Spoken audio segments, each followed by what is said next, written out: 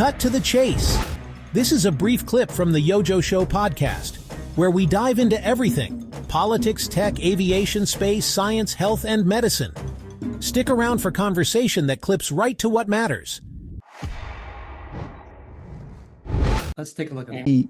Is the concern that it's not safe? Like, so I'm 55. I'm a healthy guy.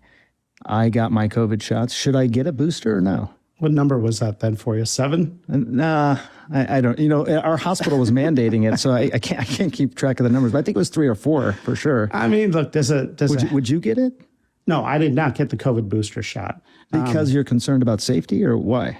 I don't need it. I don't feel like I need it. Did you get a flu shot?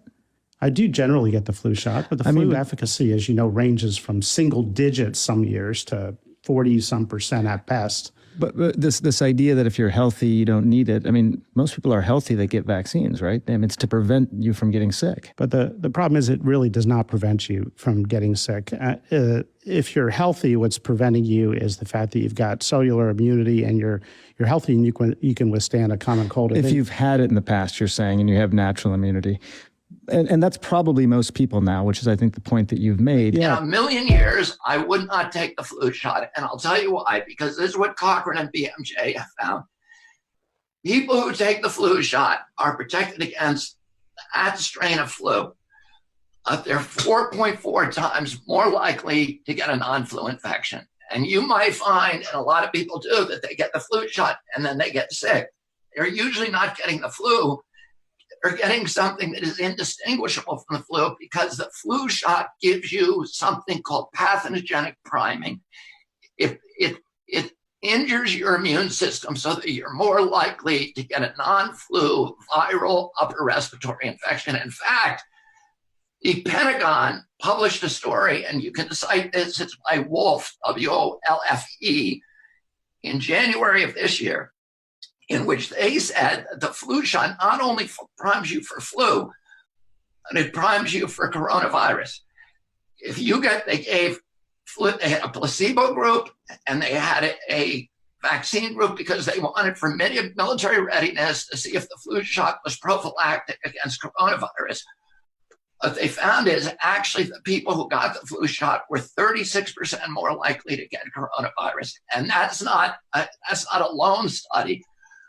We found 6 other major studies that say the same thing. If you get the flu shot, you're more likely to get something like that. I might as well retire. I'd be finished.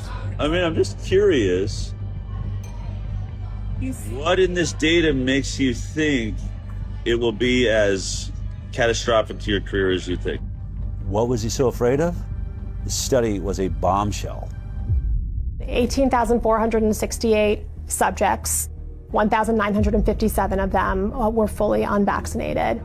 When comparing the health outcomes of the vaccinated versus the unvaccinated, they found an increased risk in the vaccinated of several chronic health conditions.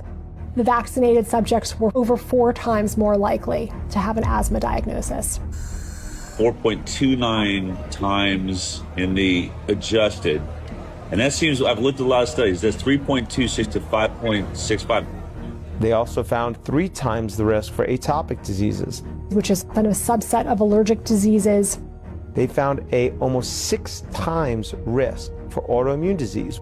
The autoimmune diseases this paper looked at include thrombocytopenic purpura, rheumatoid arthritis, SLE, systemic lupus erythematosus, MS, multiple sclerosis, and Guillain-Barré syndrome.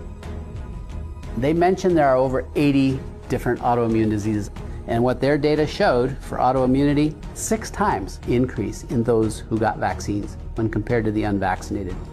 Which is staggering, because autoimmune disorders really represent significant morbidity and health costs and suffering, accrued over a lifetime. Neurodevelopmental disorders. What kind of numbers are we talking about? Do you remember? 5.5 times risk for neurodevelopmental disorders. We know that the immune system is intimately connected with both brain development and brain functioning. And so when the immune system gets triggered by illness, potentially by vaccination, you can get neuropsychiatric symptoms presumably related to brain inflammation and, immune processes in the brain. 2.92 times the amount of motor disabilities, 4.47 times the amount of speech disorders in the vaccinated compared to the unvaccinated. 3 times the rate of developmental delay. They found the same things I found related to allergy and autoimmunity. Also, 6 times more acute and chronic ear infections. Interestingly, there were several health conditions where they couldn't even do this analysis because there were none in the unvaccinated group. The way that the mathematical formulas work, you can't have a 0 in any one group and be able to compare risk. For example, there were 262 children who had ADHD in the vaccinated group. Amongst the unvaccinated group, there were 0 cases of ADHD. 0. These ones are just mind-boggling. These conditions were not found at all in almost 2,000 unvaccinated kids. 0 brain dysfunction, 0 diabetes, 0 behavioral problems, 0 learning disabilities, 0 intellectual disabilities, 0 tics, and 0 other psychological disabilities in the unvaccinated. Today we investigate one of the biggest medical controversies of our time, vaccines. There's little dispute about this much. Vaccines save many lives, and rarely they injure or kill. A special federal vaccine court has paid out billions for injuries from brain damage to death, but not for the form of brain injury we call autism. Now we have remarkable new information. A respected pro-vaccine medical expert used by the federal government to debunk the vaccine-autism link says vaccines can cause autism after all. He claims he told that to government officials long ago, but they kept it secret. Yates Hazelhurst was born February 11th, 2000.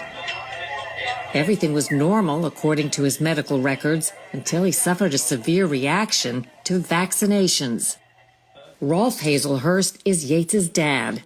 At first, I didn't believe it. I did not believe that vaccines could cause autism. I didn't believe it. This is today's hard reality for Yates. Oops. It wasn't an error. It's just bad judgment.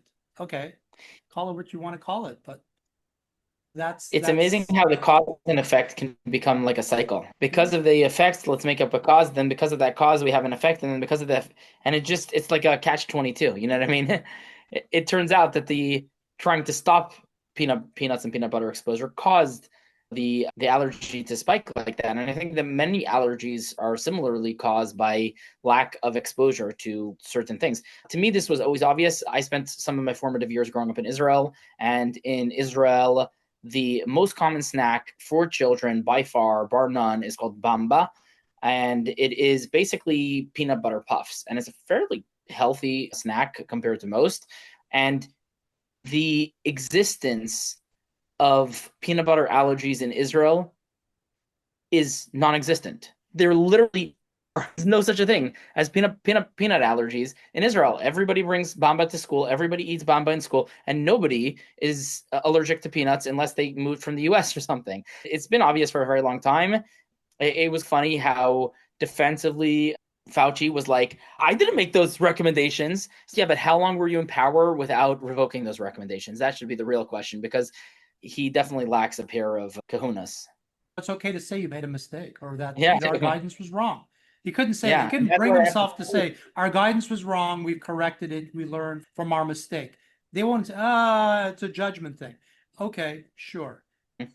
Put the wrong answer on your test in school, you can just tell your professor or teacher. It's not an error, it's just a lack of, it was improper judgment. We hope you found our clip segment informative. For more content, be sure to like, comment, subscribe, hit the notification bell, and watch the full episode.